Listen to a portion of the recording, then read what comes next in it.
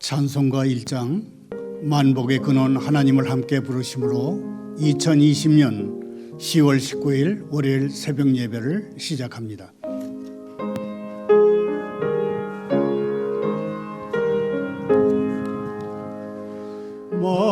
만복의 근원 하나님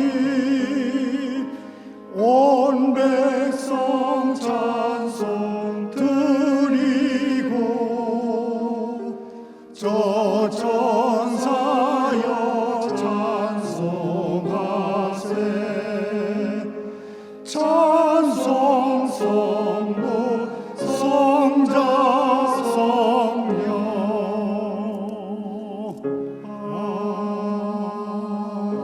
아멘. 계속해서 찬송가 516장 옳은 길 따르라 의의 길을 함께 부르십니다.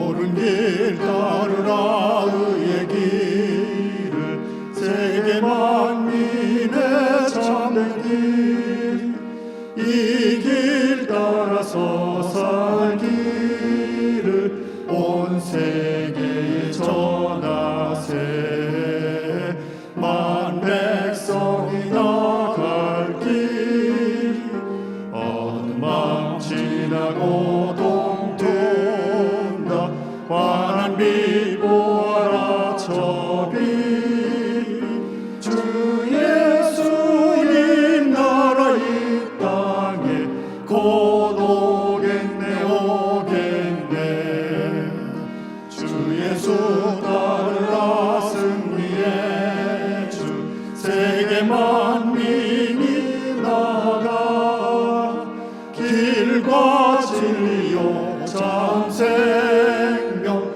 내 창검을 부수고 다 따르라 화평화 어두운 밤 지나고 동튼다 환한 빛 보아라 저 빛 주 예수님 나라 이 땅에 곧 오겠네 오겠네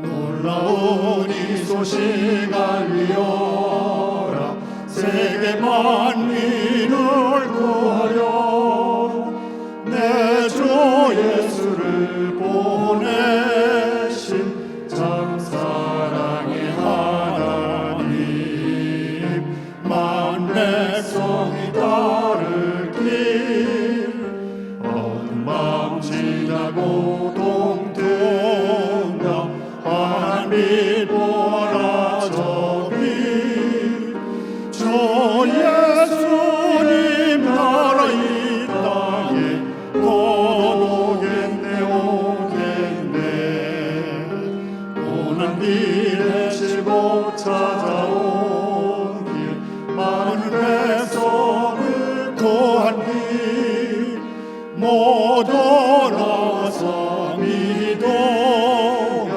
온 세상이 마침내 이 진리에 살겠네 어둠 밤 지나고 동튼다 환한 빛 보아라 저 빛 주 예수님 나라 이 땅에 곧 오겠네 오겠네.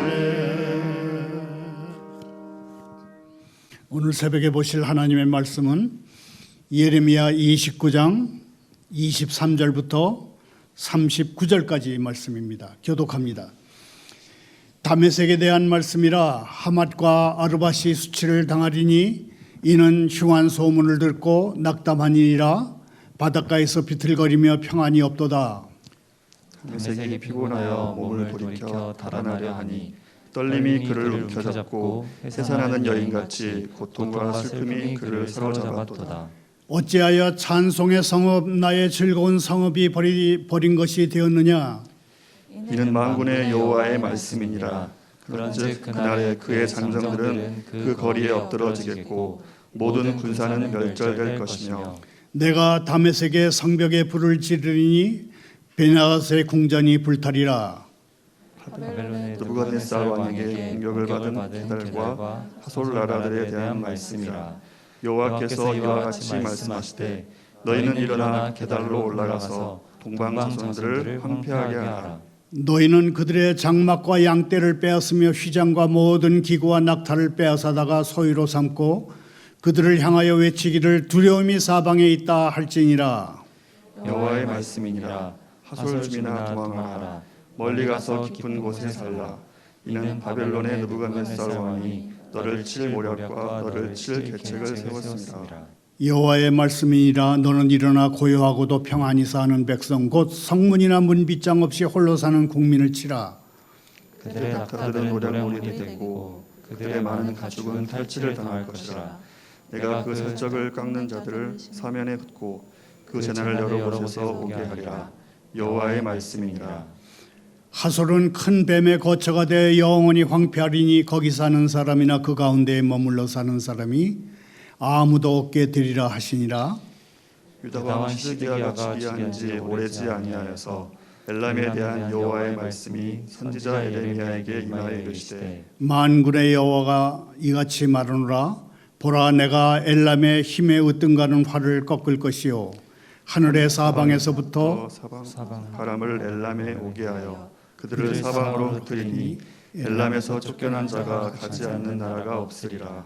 여호와의 말씀이니라. 내가 엘람으로 그의 원수 앞 그의 생명을 노리는 자 앞에서 놀라게 할 것이며 내가 재앙 곧 나의 진노를 그들 위에 내릴 것이며 내가 또 그 뒤로 칼을 보내어 그들을 멸망시키리라. 내가 나의 보좌를 엘람에 주고 왕과 고관들을 그곳에서 멸하리라. 여호와의 말씀이니라. 그러나 만일에 이르러 내가 엘람의 포로를 돌아가게 하리라. 여호와의 말씀이니라. 아멘. 하나님 아버지, 주님의 손으로 하나님의 백성을 괴롭히는 나라들을 깨우시고 다스리십시오. 주님의 힘으로 선을 악으로 갚는 나라들을 흔드십시오. 모든 나라가 예배하며 주님이 이루신 사랑과 베푸심의 승리를 보게 하십시오. 예수님의 이름으로 기도합니다. 아멘. 오늘 새벽에 우리가 펼쳐둔 예레미야 49장에는 다메섹을 포함한 4도시 국가들이 나옵니다. 한글 성경에서는 이방들 또는 이방 나라들, 그렇게 표기한 나라들이 이 도시 국가들입니다. 이 나라들은 하나님의 심판에 직면해 있습니다. 이 나라들이 하나님의 심판을 받는 이유는 우주 만물을 다스리시는 하나님의 계획을 거슬렀기 때문입니다.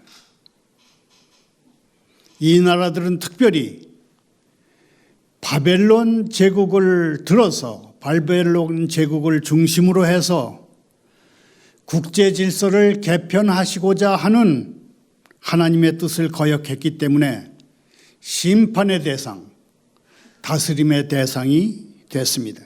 하나님은 이방 나라들 가운데 하나인 바벨론을 이방 나라들을 심판하는, 다스리시는 도구로 사용하셨습니다. 여호와 하나님의 심판 도구가 된 바벨론이 공격하면 아무리 강한 경제력과 군사력을 갖추고 있다고 하더라도 그 공격을 막아낼 수가 없었습니다. 하나님의 도우심이 없었기 때문에 강한 군사력, 경제력, 그리고 탄탄한 준비에도 불구하고 그들에게 닥치는 심판과 재앙을 피할 수 없었던 것입니다. 오늘 새벽에 펼쳐둔 예레미야 49장의 메시지는 요약하면 세계 역사를 이끌어 가시는 하나님의 섭리를 신앙의 눈으로 봐라. 그리고 올바르게 살라. 낭망하지 말라 하는 것이 되겠습니다.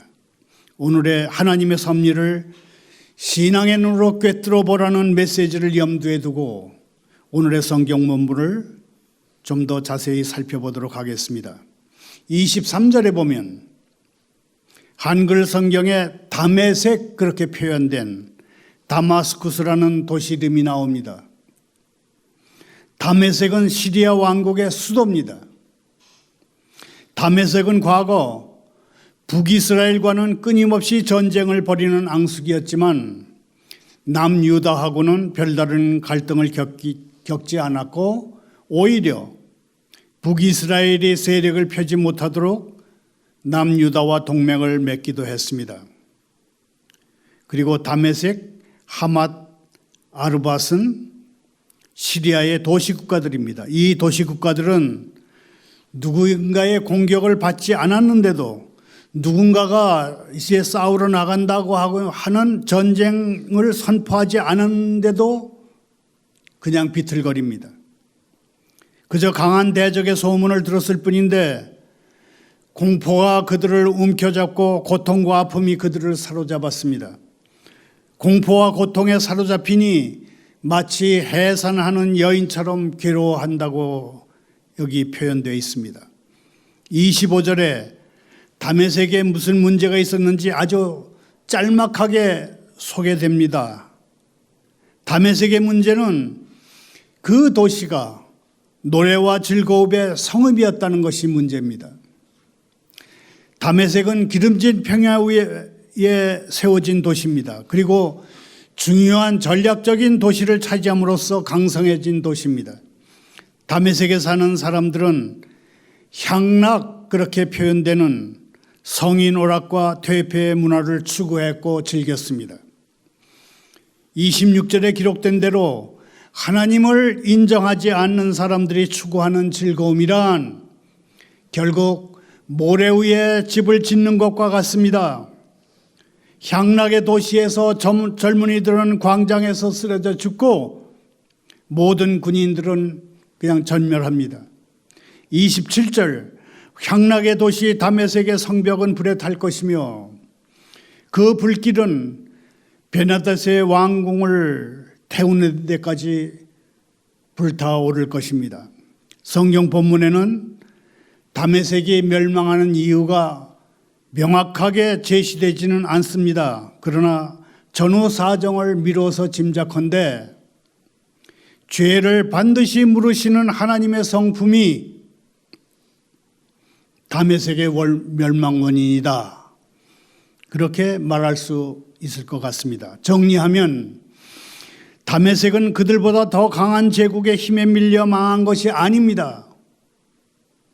다메섹은 하나님의 백성을 적으로 돌린 죄, 곧 하나님을 적으로 돌린 죄 때문에 하나님의 다스림을 받아서 종말을 맞았습니다.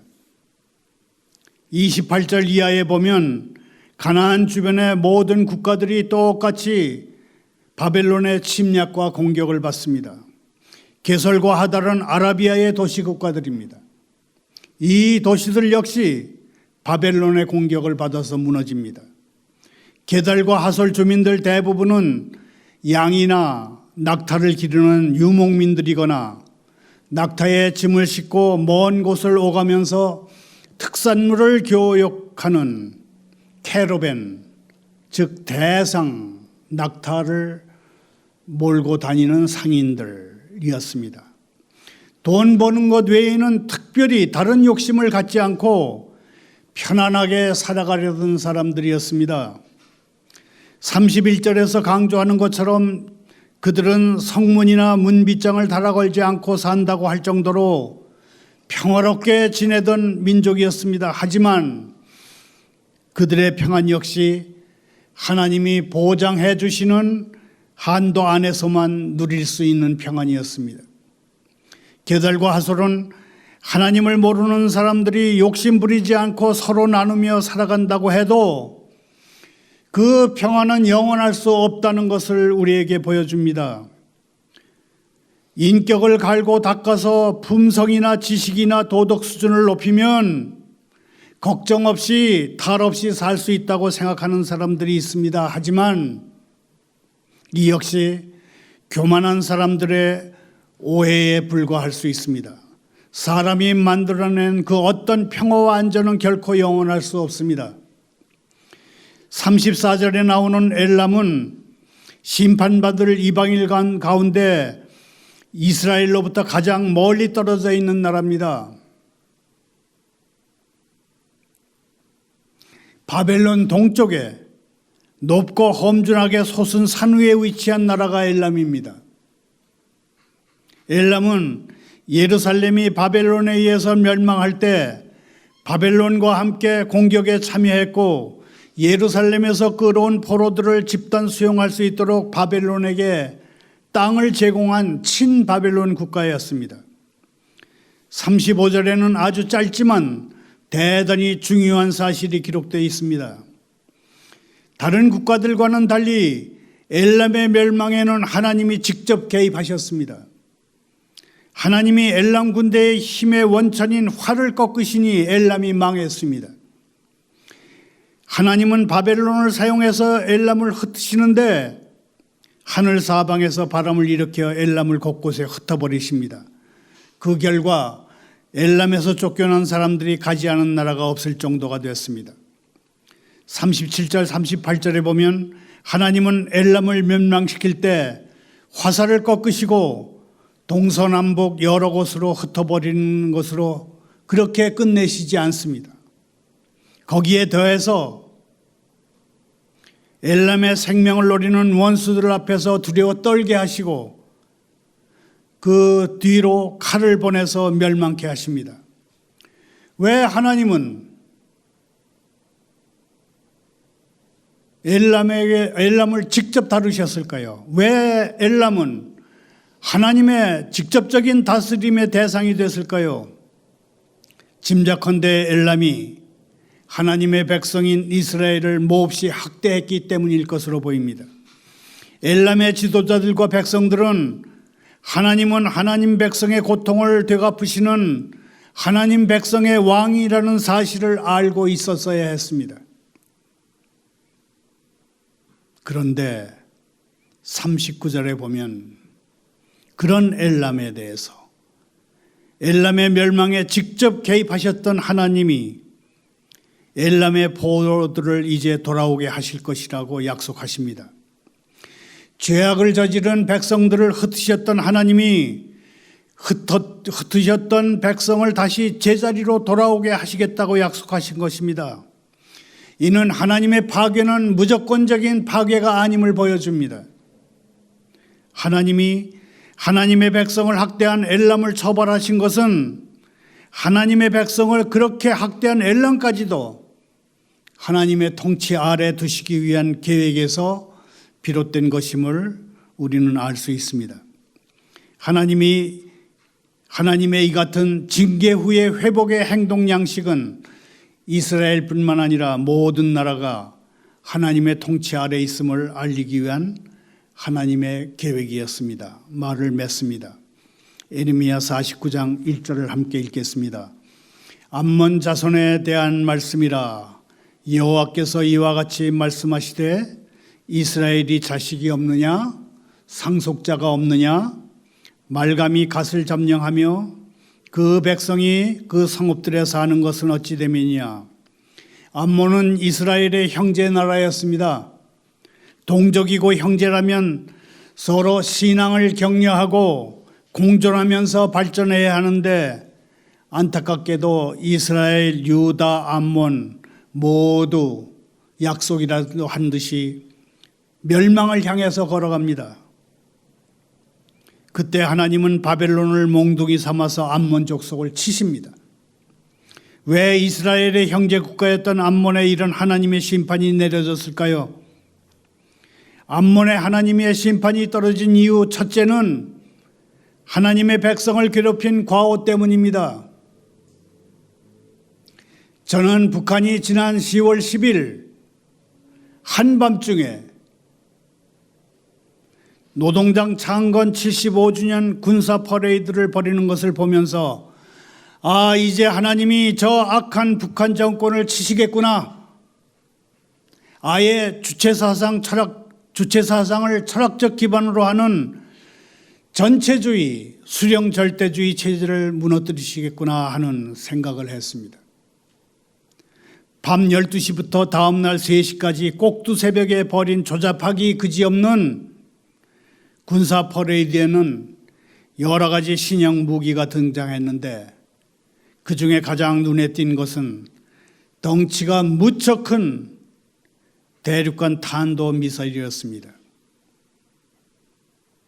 22개의 바퀴가 달린 이동식 발사 차량에 실린 신형 탄도 미사일은 그 길이가 25m가량 돼 보였습니다. 물론 그 미사일은 발사 실험도 하지 않은 것이었지만 저들 주장대로라면 그 미사일에는 핵탄두를 여러 개 탑재할 수 있어서 미사일 한 발로 미국 뉴욕과 워싱턴을 동시에 타격할 수 있다는 것이었습니다. 미국 동부 지역을 동시에 때릴 수 있으니 우리 대한민국과 일본 보고 겁먹으라고 하는 메시지를 보낸 것이었습니다. 덩치를 엄청나게 키운 다탄두 유도탄 다음으로 눈에 들어온 것은 발사관 6개를 가진 발사관이 6개 달린 초대형 방사포였습니다. 세계에서 가장 큰 방사포를 만들었다며 내놓은 무기입니다. 방사포의 최대 사거리는 400km라고 했습니다. 우리나라 육해공군 본부가 있는 충남 계룡대와 그 너머 주한미군의 최대 군사보급기지인 외관까지도 모조리 파괴할 수 있다는 메시지를 보낸 것입니다. 북한이 10월 10일 밤 한밤중에 초대형 핵미사일과 방사포를 내놓고 군사 퍼레이드를 벌인 것을 보고 제가 북한 정권과 북한 체제의 종말을 직감한 이유는 저들이 이번에도 동족으로서 우리가 베푼 그 많은 은혜를 철저히 원수로 갖고 나왔기 때문입니다. 전들은 1950년 그 참혹한 6.25 전쟁을 일으켰습니다. 1980년에는 당시 대통령 전두환 대통령이 버마를 국빈 방문했을 때 그 나라 현충원에 폭발물을 터뜨려서 우리나라 부총리를 포함한 장관급 인사 15명을 한꺼번에 그들의 목숨을 앗아갔습니다. 1987년에는 중동 건설 현장 근로자들이 타고 귀국하던 대한항공 여객기를 공중 폭파해서 승객과 승무원 115명의 인명을 앗았습니다. 그 다음에 1988년에 열리는 서울 올림픽을 잘 열리지 못하게 하려는 책동이었습니다. 저들은 이 밖에도 헤아리기 어려울 만큼 조직적이고 집단적인 테러 행위를 우리에게 저질렀습니다. 그럼에도 불구하고 우리는 힘들게 참고 견디면서 저들의 마음을 돌리기 위해 정말 많은 은혜를 베풀었습니다. 갚지 않을 줄 알면서 엄청난 액수의 돈을 빌려줬습니다.